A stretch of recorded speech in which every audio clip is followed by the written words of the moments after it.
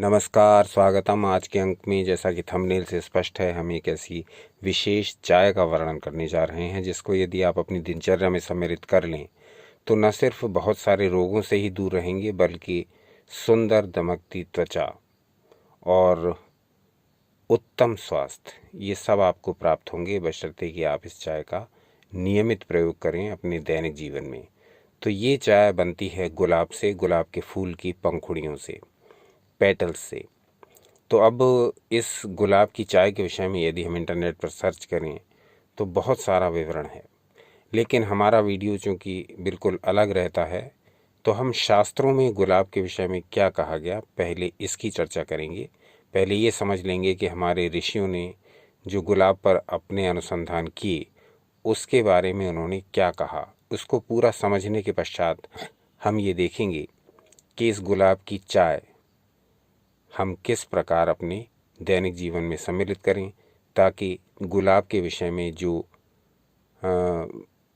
विभिन्न ऋषियों ने अपने अनुभव बताए हैं, विभिन्न रोगों को दूर करने के संबंध में जो बताया है, गुलाब के जो गुण हैं उसके भीतर छुपे हुए गुलाब के जो तत्व हैं वो किस प्रकार से हमको लाभ करें, इस विषय में जानेंगे। तो सबसे पहले आ जाते हैं भाव प्रकाश निघंटु नामक ग्रंथ पर। यहाँ गुलाब के विषय में पूरा वर्णन है। अब इसको गुलाब नहीं कहेंगे, अब इसको हम कहेंगे शतपत्री। आपको भी चाहिए कि जितने भी पौधे हैं उनके संस्कृत नामों से उनको बुलाएं, क्योंकि ऋषियों ने जो संस्कृत में इन पौधों का नामकरण किया वो किसी आधार पर किया था। हर नाम का कोई ना कोई अर्थ है। जैसे इसी गुलाब को लें, यहाँ पर इसका अर्थ है, यहाँ पर इसका नामकरण किया उन्होंने एक शतपत्री, यानी 100 पत्तों वाला। दूसरी कोई भाषा ऐसी नहीं है जिसमें पौधों का नामकरण उनके गुणों के आधार पर किया जाता हो, परंतु संस्कृत एक ऐसी भाषा है जिसमें किसी भी पौधे का अगर नामकरण किया गया है तो उसमें उसके गुण भी सम्मिलित होते हैं। तो आपको भी चाहिए कि गुलाब को गुलाब न कहें, अब गुलाब को शतपत्री कहें, 100 पत्तों वाला। तो हम इसी का वर्णन आगे बढ़ाते हुए देखते हैं कि भाव प्रकाश निघंटु में गुलाब के विषय में क्या कहा गया। तो कहा गया, शतपत्री तरुण्युक्ता कर्णिका चारुकेशरा महाकुमारी गंधाढ़्या लाक्षा कृष्णाति मंजुला शतपत्री हिमारिद्या ग्राहिणी शुक्रलालघु दोषस्त्रा। यहाँ पर थोड़ा सा दोषत्रयास्त्रजिद्वर्ण्या कट्वी तिक्ता च पाचनी। अब ये श्लोक संख्या है 19 और 20। इसमें शतपत्री के विषय में जो वर्णन किया गया है अब वो आपके समक्ष प्रस्तुत करते हैं, यानी रोज़ के जो गुण बताए गए हैं वो क्या हैं। पहले तो देख लें कि इनको किस किस नामों से जानते हैं। तो कहा गया शतपत्री, इसका नाम है तरुणी, युवती, कर्णिका, चारुकेशरा, महाकुमारी, गंधाढ़्या, लाक्षा, कृष्णा और अतिमंजला। ये इसके संस्कृत नाम हैं रोज़ के। अब इसको एक आपकी स्क्रीन पर दूसरा एक पेज प्रदर्शित हो रहा है जिसमें गुलाब को यानी शतपत्री को यानी रोज़ को और अन्य भाषाओं में क्या क्या कहते हैं वो बता दिया गया है। जैसे बांग्ला में इसको गुलाब कहते हैं, मराठी में गुलाबांचे फूल, गुजराती में इसको मौसमी गुलाब, इस प्रकार से पूरा वर्णन दे दिया गया है। अंग्रेज़ी में इसको कॉबिज रोज़ के नाम से जानते हैं, लेकिन मोस्टली हम इसको रोज़ के नाम से ही जानते हैं।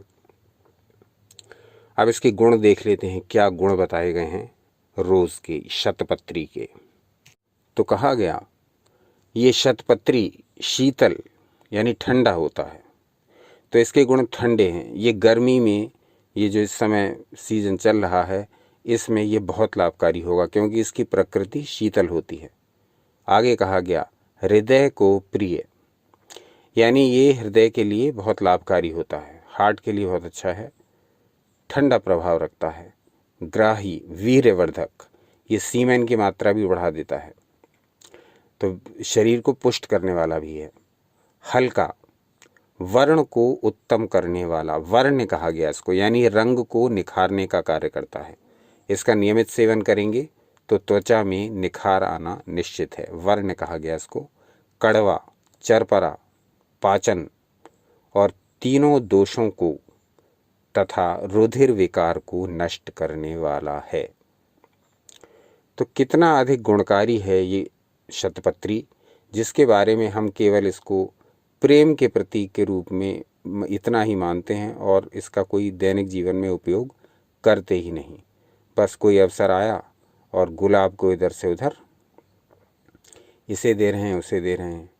तो गुलाब को मात्र एक प्रेम का प्रतीक मान लिया गया है, गुलाब के औषधीय गुणों पर ध्यान नहीं दे रहे हैं।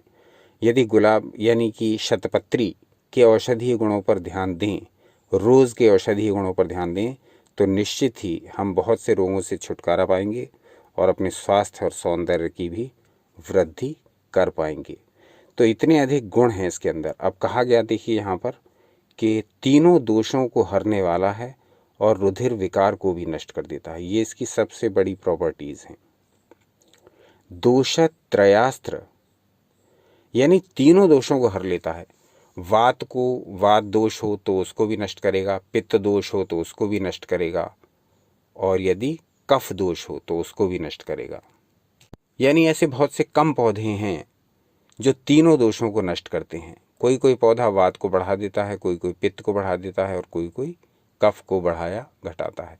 लेकिन ये गुलाब उन कुछ विशिष्ट पौधों में से एक है जो तीनों दोषों को हरने वाले यानी त्रिदोष नाशक माने गए हैं। तो अपने आप में बड़ा गुणकारी है ये शतपत्री का पौधा, शतपत्री का पुष्प। और रुधिर विकार को नष्ट करने से क्या होता है, ये हमारे शरीर को डिटॉक्सिफाई करता है। रुधिर विकार यानी कि जो हमारे रक्त में, जो हमारे ब्लड में इम्प्योरिटीज़ हैं, जो हमारे ब्लड में दूषित तत्व हैं, उनको भी बाहर निकालने का कार्य ये करता है। इसीलिए इसको वर्ण भी कहा गया, यानी रंग भी निखारता है। रंग तभी निखरेगा जब हमारा रक्त शुद्ध होगा। तो रक्त को शुद्ध करने का काम करके ये हमारे रंग को निखारता है। अब हमें ये देखना है कि हम इसका प्रयोग कैसे करें दैनिक जीवन में, इसकी चाय का प्रयोग कैसे करें। बहुत ही सरल विधि है इसकी। विधि से पहले ये जान लेते हैं कि ये किन किन और रोगों को नष्ट करता है। ये तो भाव प्रकाश निघंटु का वर्णन है। ऋषियों ने जो अनुसंधान किए उसका वर्णन उन्होंने किया है कि किस किस प्रकार से ये त्रिदोष नाशक है, रक्त शोधक है और किन किन रोगों को ये नष्ट कर देता है। अब जब इसके ऊपर प्रयोग आगे बढ़े, जब इसके ऊपर अनुसंधान हुए, जब लोगों ने इसका प्रयोग किया, तो कुछ और बीमारियों में भी इसके लाभ को हमने जाना कि और किन किन रोगों में ये लाभ करता है। तो उसके अनुसार हम देखते हैं कि ये बवासीर की समस्या, पाइल्स में भी बड़ा लाभकारी है। तनाव को दूर करने, स्ट्रेस के लिए बहुत अच्छा है। इसके अतिरिक्त ये वजन घटाने के लिए भी बहुत अच्छा है, यानी फैट लूज़ करने के लिए बहुत अच्छा है। इसके अतिरिक्त यौन ऊर्जा बढ़ाता है। इसके अंदर कुछ ऐसे तत्व हैं जो हमारे यौन हार्मोन्स को सक्रिय करते हैं, तो उसके लिए भी ये बहुत अच्छा है। त्वचा को कोमल और आकर्षक बनाता है, टॉक्सिन्स को बाहर करता है। विटामिन सी की इसमें काफ़ी मात्रा है, तो इम्यूनिटी बढ़ा देता है। इस शरीर की रोग प्रतिरोधक क्षमता भी बढ़ाता है। मूत्र संबंधी विकारों को दूर करता है। जिन लोगों को मूत्र में जलन की शिकायत रहती है उनके लिए भी गुलाब का प्रयोग बहुत अच्छा रहता है। चाहे आप इसके फूल के जो पंखुड़ियाँ हैं उनको खाएं, चाहें आप इसकी चाय पिएं। चाय का वर्णन हम आज करने जा रहे हैं। आप चाहें तो गुलाब के फूल की पंखुड़ियों को प्रातःकाल धो करके 6 से 8 की मात्रा में खा भी सकते हैं। तो जो लोग इसको खाना चाहें वो इसको केवल खा लें इस प्रकार से धो करके, और जो लोग इसको खा नहीं पाते हैं, पत्ते खा नहीं पाते हैं, तो वो इसका प्रयोग चाय के रूप में करें। चाय का वर्णन हम आपसे करने जा रहे हैं। तो गुलाब की चाय यानी शतपत्री की चाय इस प्रकार से तैयार करिए। 1 कप पानी को गर्म करिए। जब पानी गर्म हो जाए तब इसमें आप गुलाब के फूल की यानी कि रोज़ प्लांट की, रोज़ फ्लावर की, शतपत्री की कुछ पंखुड़ियाँ तोड़ लीजिए 5 से 8 तक, और इनको 3-4 मिनट धीमी आंच पर पकने दीजिए। धीरे धीरे पत्तियों की मात्रा बढ़ा सकते हैं। प्रारंभ में आपको कम पत्तियां रखनी चाहिए, क्योंकि शरीर पर आपको इसका इफ़ेक्ट देखने के लिए 2-3 दिन चाहिए। जब देखें कि ये सूट कर रहा है हमारी बॉडी को, तब पंखुड़ियों की मात्रा बढ़ा करके 14-15 तक भी ले जा सकते हैं। अब इसे 2-3 मिनट के लिए आप ढक कर रख दीजिए।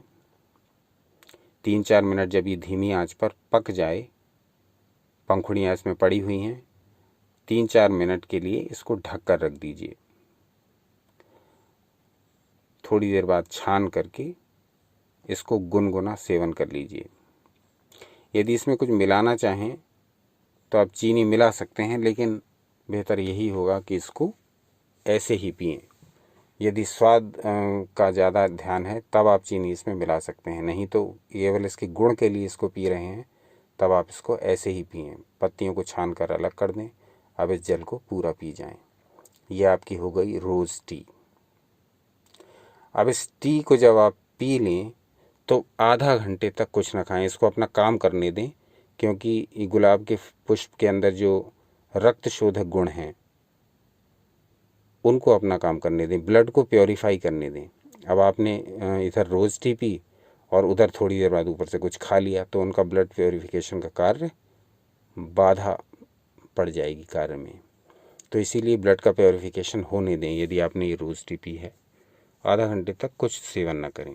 दूसरी बात, यदि आप प्रातःकाल में कोई पहले से ही स्वास्थ्यवर्धक चाय पी रहे हैं, जैसे कि नींबू की चाय आदि, तो जैसे यदि आप गिलोय पी रहे हैं या इस प्रकार का कोई भी स्वास्थ्यवर्धक पेय ले रहे हैं, तो उसको डिस्टर्ब ना करें, वो लेते रहें।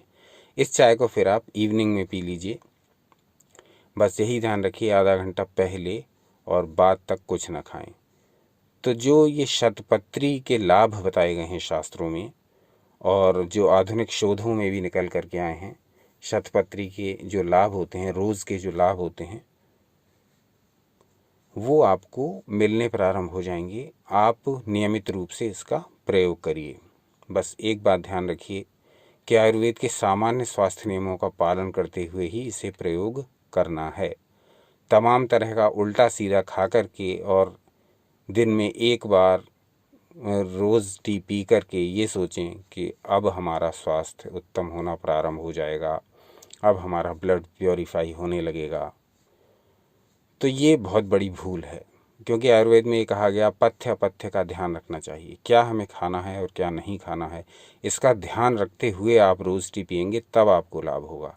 ये नहीं कि आप रोज़ टी भी पी रहे हैं और उधर बाजारू खाना भी पूरा खा रहे हैं, उधर पैक्ड फूड धड़ाधड़ खा रहे हैं, यानी फ्रेश वेजिटेबल्स और फ्रेश फ्रूट ना खा करके आप खा रहे हैं तमाम तरह का पैकेज्ड खाना, प्रोसेस्ड खाना, तला भुना, सब तरह का। भोजन का ध्यान रखते हुए रोज़ टी पिएंगे तब लाभ होगा। ये विशेष ध्यान रखिए। इस बारे में आयुर्वेद ने पहले ही चेतावनी दी है कि यदि परहेज न किया जाए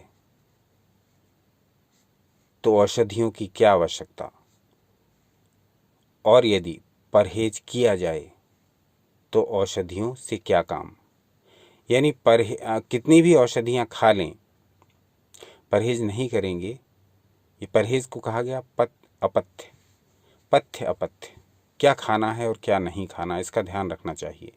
हमारे शरीर की प्रकृति कैसी है, उसके अनुसार हमें क्या भोजन लेना है और क्या नहीं लेना है, ये पूरा ध्यान हमें रखना चाहिए। क्योंकि प्रकृति हमें चेता देती है कौन सी चीज़ हमें सूट कर रही है, कौन सी नहीं कर रही है। इस प्रकार केवल स्वाद के ऊपर ध्यान न दे करके वही चीज़ें ग्रहण करें जो आपके शरीर की प्रकृति के अनुकूल हो। इसका ध्यान रखते हुए और सामान्य स्वास्थ्य नियमों का ध्यान रखते हुए रोज़ टी पिएंगे, तब इसका पूरा लाभ आपको मिलेगा। दूसरे सारे काम करते रहिए, जैसे कि प्रातःकाल शीघ्र उठना, योग, प्राणायाम, ध्यान, आसन, इनमें से कुछ जो भी कर सकते हैं, जो भी कर रहे हैं, वो नियमित करते रहना। ये सारी बातों का ध्यान रखते हुए रोज़ टी पिएंगे तो निश्चित रूप से ये शतपत्री के जो लाभ बताए गए हैं वो आपको अवश्य प्राप्त होंगे। आपका ब्लड भी डिटॉक्सिफाई होगा, आपका वेट भी लूज़ होगा, आपकी त्वचा में निखार भी आएगा। शरीर की धातुएं बढ़ेंगी क्योंकि इसको वीर्यवर्धक भी माना गया। इस प्रकार से बहुत सारे लाभ आपको होंगे। जैसा ये पुष्प स्वयं जितना सुंदर दिखाई देता है, इसको देखने से जितना अच्छा लगता है, उसी प्रकार से ये अपने सेवन करने वाले को भी बना देता है। इसका नियमित सेवन करने से सुंदरता, आकर्षक व्यक्तित्व बढ़ने लगता है। त्वचा में निखार आते ही आपकी आँखें, आपका चेहरा, आपकी स्किन, उसमें एक विशिष्ट ग्लो उत्पन्न हो जाता है। लेकिन ये होता तभी है जब आप आयुर्वेद के सामान्य स्वास्थ्य नियमों का पालन करते हुए रोज़ टी का सेवन करें। अन्यथा आप कितनी भी प्रकार की टी का सेवन कर लें, कितने भी प्रकार के दूसरी जड़ी बूटियों का सेवन कर लें, आपको लाभ नहीं होना, क्योंकि उधर आप पथ्य और अपथ्य का पालन कर ही नहीं रहे। जो चीज़ आपकी शरीर के लिए सूट नहीं है उसका भी आप सेवन कर रहे हैं केवल स्वादवश, तो फिर आपको पूरा लाभ नहीं मिलेगा। लाभ तभी मिलेगा जब आप सामान्य स्वास्थ्य नियम पर भी चलते रहेंगे और इधर ये रोज़ टी भी लेते रहेंगे। आधा घंटे पहले और बाद तक कुछ ना खाइए, सारे स्वास्थ्य लाभ जो बताए गए हैं वो आपको मिल जाएंगे। आज का अंक कैसा लगा ये अवश्य बताइए। बहुत सारी चीज़ें पेंडिंग पड़ी हुई हैं, उन पर हम काम कर रहे हैं। धीरे धीरे सभी विषयों के वीडियो आप तक पहुंचेंगे। जो आपने कमेंट्स किए हैं वो सारे नोट कर लिए जाएंगे, जो नोट कर लिए जा रहे हैं, जो आप जिन समस्याओं के लिए लिखा है आपने, और एक एक करके सभी विषयों पर वीडियो बना देंगे। देखते रहिए आपका अपना चैनल यू एंड योगा। अपना अनमोल समय हमें देने के लिए बहुत बहुत धन्यवाद। सनातन शास्त्रों से जुड़े रहें, सदा आनंदित